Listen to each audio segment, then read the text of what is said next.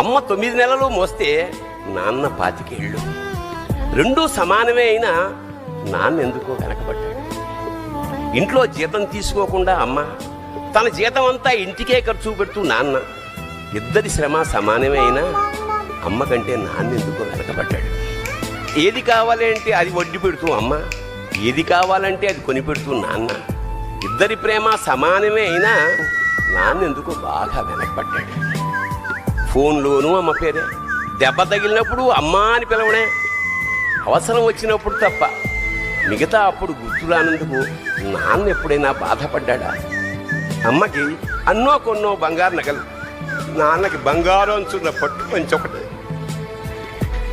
నాన్న ఇలా వెనకబడిపోవడానికి కారణం ఆయన మా అందరికీ వెన్నెముక కావడమే. వెన్నెముక వెనక ఉండబట్టే కదా దన్నుగా నిలబడగలుగుతున్నాం. ఇదేనేమో నాన్న వెనకబడిపోవడానికి కారణం.